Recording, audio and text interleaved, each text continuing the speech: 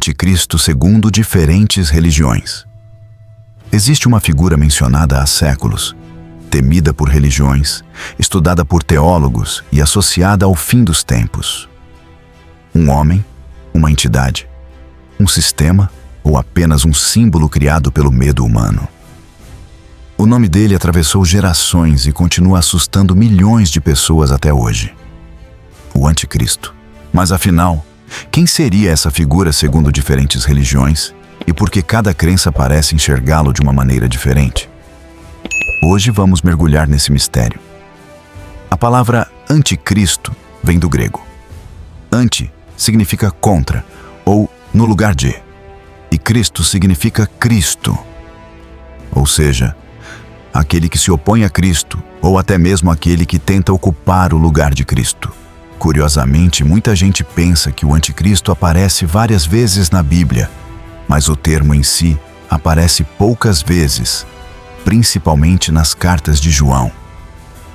E lá existe uma frase intrigante. Muitos anticristos já têm surgido no mundo. Isso fez surgir uma dúvida que atravessa séculos.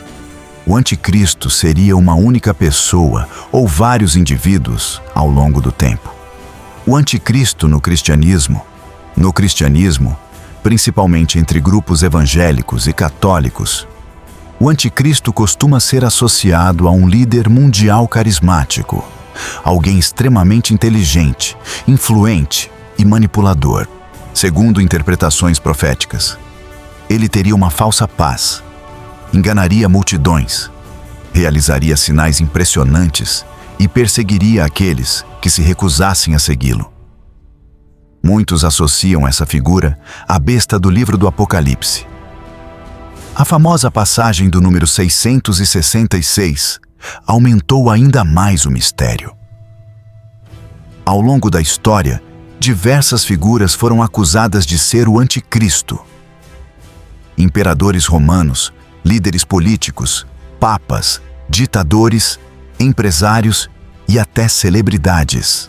Mas até hoje, nenhuma teoria foi comprovada. E talvez o mais assustador seja isso. A ideia de que ele pareceria maligno no começo, mas, no final, ele seria admirado pelo mundo inteiro. O anticristo no Islã. No islamismo, existe uma figura muito semelhante chamada Al-Masih ad-Dajjal, o falso Messias. Segundo tradições islâmicas, o falso Messias surgirá antes do fim do mundo. Ele seria um enganador poderoso, capaz de manipular multidões através de falsas maravilhas. Alguns relatos o descrevem como um homem com apenas um olho funcional, enorme capacidade de persuasão e poder para confundir até pessoas de fé. Em certas interpretações, ele viajaria pelo mundo inteiro, espalhando o caos e a ilusão. E um detalhe curioso: no Islã, acredita-se que Jesus retornará para derrotá-lo. Isso cria uma conexão impressionante entre as profecias islâmicas e cristãs. O judaísmo e a figura do enganador. No judaísmo tradicional, não existe exatamente a figura do anticristo como no cristianismo. Porém, existem conceitos parecidos ligados a falsos profetas e líderes enganadores. Algumas interpretações falam sobre indivíduos que tentaram desviar o povo da verdade espiritual. Além disso, há expectativas messiânicas que diferem completamente da visão cristã. Isso fez surgir conflitos religiosos sobre quem seria o verdadeiro Messias e quem seria o impostor, o anticristo na cultura moderna. Com o passar dos séculos, o anticristo saiu dos textos religiosos e entrou na cultura popular. Filmes, livros, séries e teorias conspiratórias transformaram a figura em um símbolo de manipulação, poder absoluto, controle mundial e o medo do futuro. Em períodos de crise, sempre aparece alguém sendo acusado. Na Guerra Fria, em pandemias, no avanço tecnológico e até a inteligência artificial. O medo do anticristo parece mudar de rosto conforme a época. E se o anticristo não for uma pessoa?